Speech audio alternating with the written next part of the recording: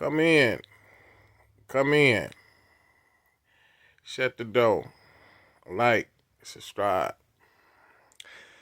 The title of this right here, do not borrow money in prison.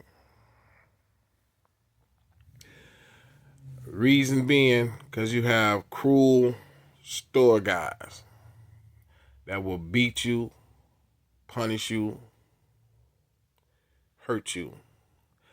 And I was one of them. We're going to get off into it like this. Like, people don't understand, like, in prison,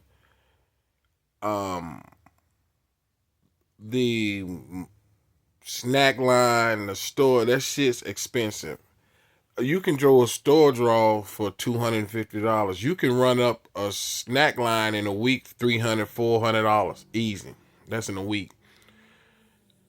I had kept all my receipts and I went over them, and I was kind of tripping on the corn chips and cookies. This after I got out because I had still all my store slips. It's like just doing the math on it, you'd be like, seriously? I done spent this on cookies and cakes and drinks. But going into the story that like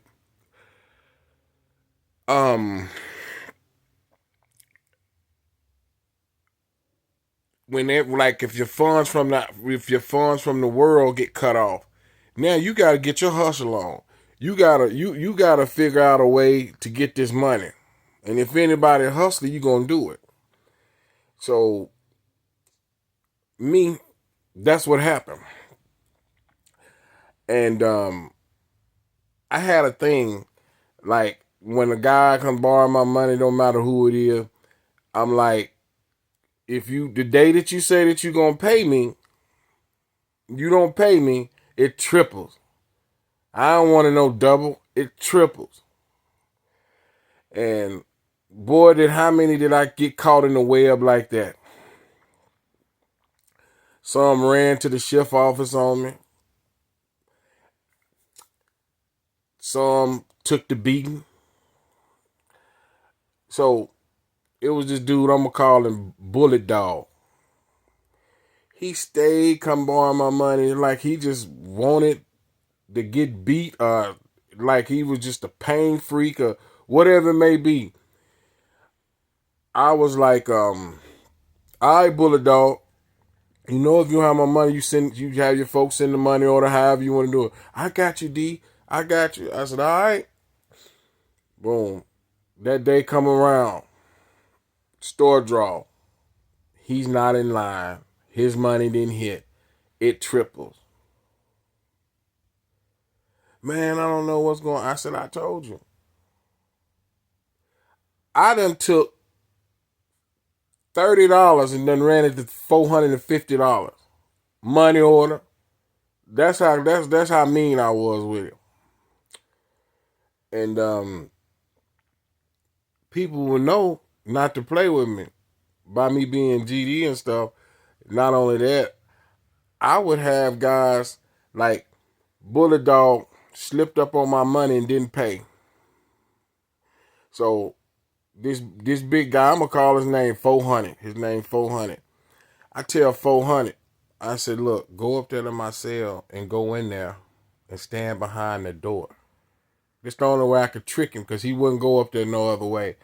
So Bullet Dog, I'm sitting down in one of my partner poker game watching. I said, hey man, go up there, take my key, go in my cell and get this out of my box.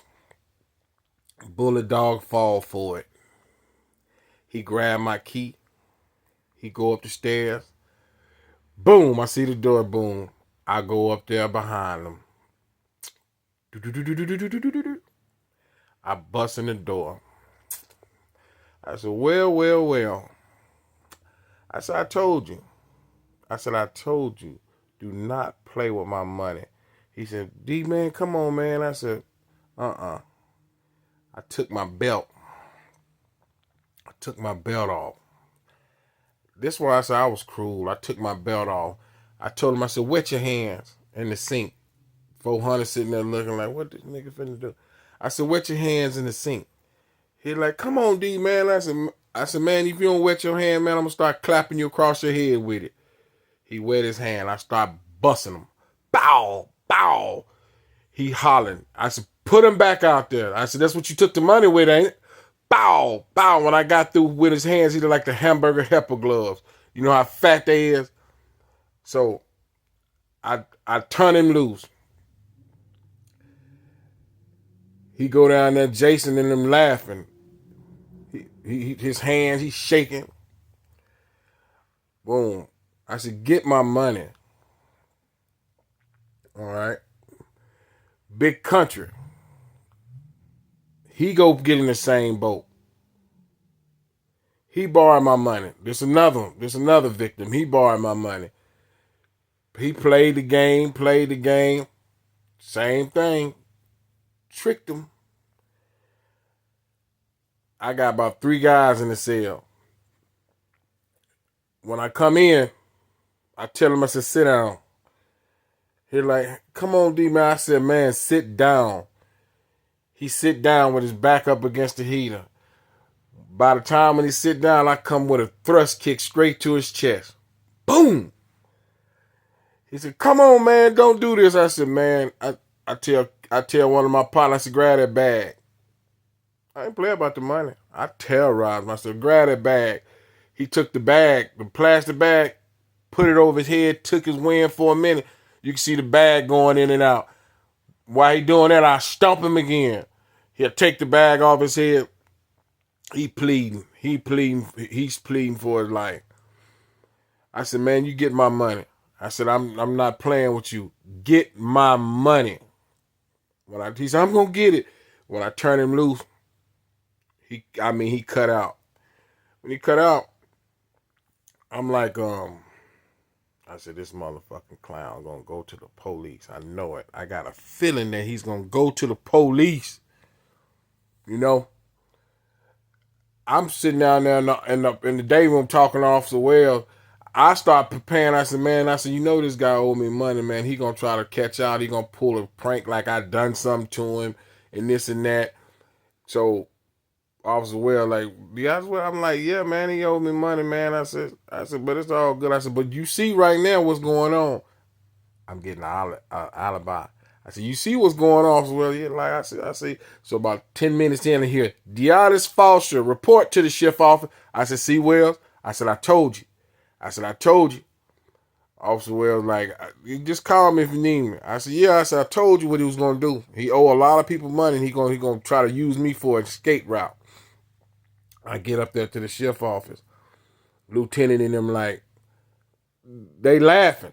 They like, Deotis Foster, you put a bag on his head and stumped him and beat him and a couple more guys. I said, put a bag on his head and stumped him. I said, let me tell you something. I said, that man using this type of excuse because he owe a lot of people money, borrowing people money. Now he trying to figure out a way to catch out. I said, that's what he doing.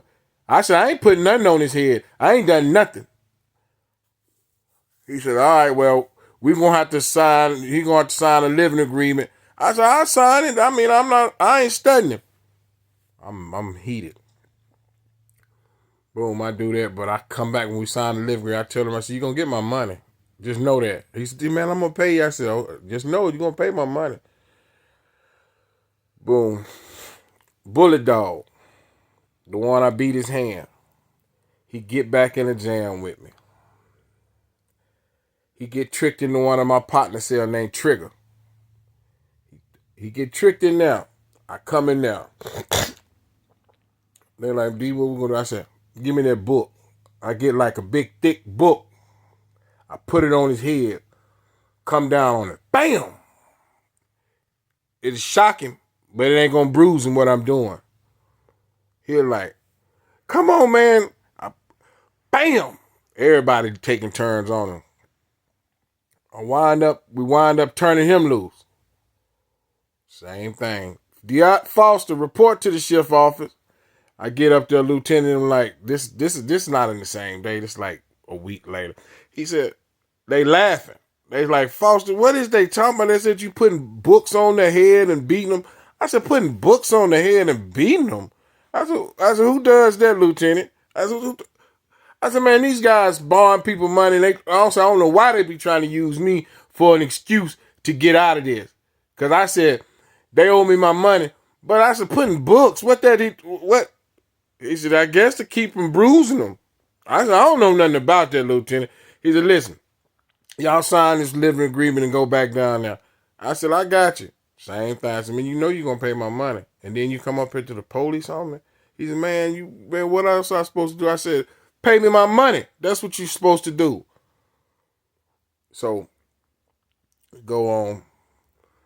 They clear the tab. You know, they clear the tab, and but they was like hesitant about borrowing that money from me because they know I'll come with some torture tactics, and that's what I had to do. I'm talking about I had to do it, but yeah. Do not borrow money in prison if you know you can't pay it back. I'm out.